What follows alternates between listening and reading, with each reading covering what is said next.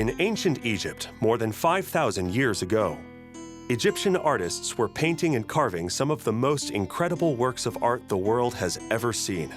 They were particularly inspired by the kings and the queens, and they created an unmistakable style. The most famous example, the bust of Nefertiti. She ruled ancient Egypt, mostly as a co-regent, but was, for a time, its sole ruler.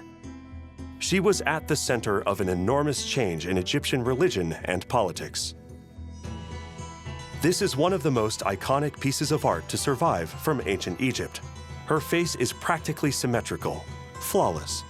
What for most people stands out in specifically Egyptian art, sculpture, or other visual imagery, drawing, is that it's very static, and some suggest that this is precisely to evoke a sense of the divine.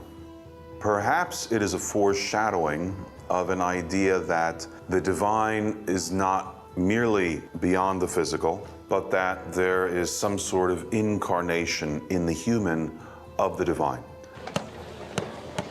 Did Nefertiti really look so beautiful? Was she so flawless? Probably, possibly not, but maybe that's how she appeared to them.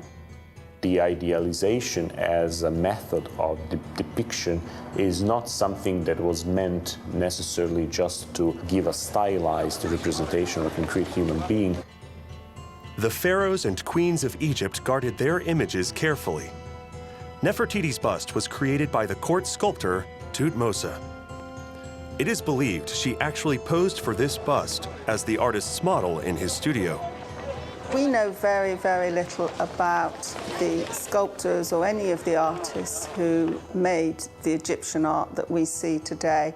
And this is the only example that we have of an actual artist studio. But we don't know if he was famous in his own day, in his own town. These architects or sculptors or painters were not treated in a special way in the ancient Egypt or some other ancient civilizations because they have some talents or because they have something to express in the same sense in which we expect that from artists nowadays. The reason why they had a special position was more similar to the special position of scientists.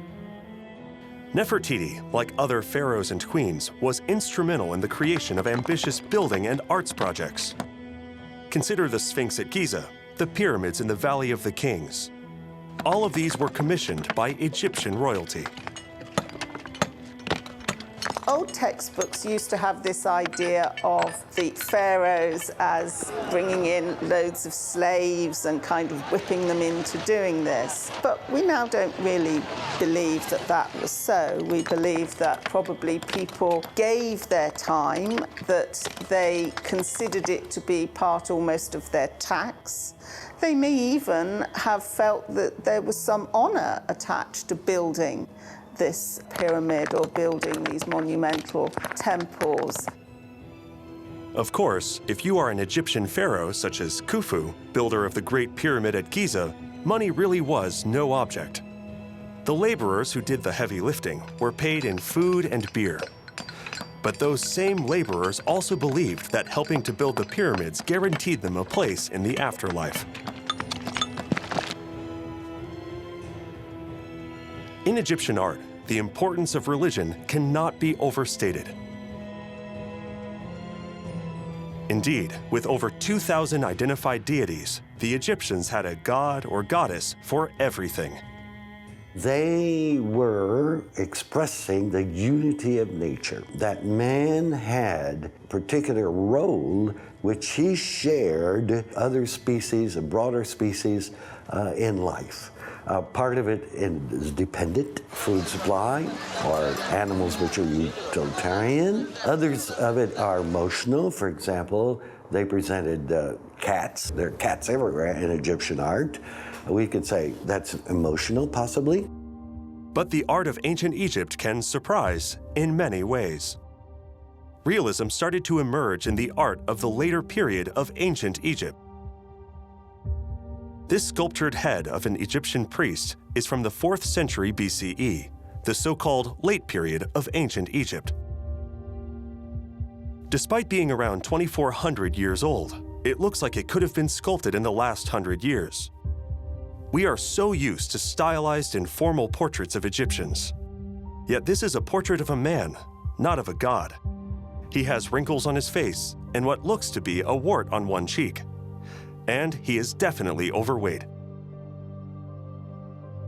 We can see that they were depictions of some individual personalities, but at the same time help us quickly associate them with Egyptian art and Egyptian culture. So in a certain sense, both heads show us how an artist or sculptor in this particular period can approach his or her subject from the point of view of making a realistic depiction.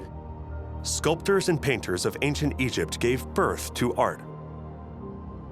A very different point of view concerning nature and external world based on beauty and personal interpretation.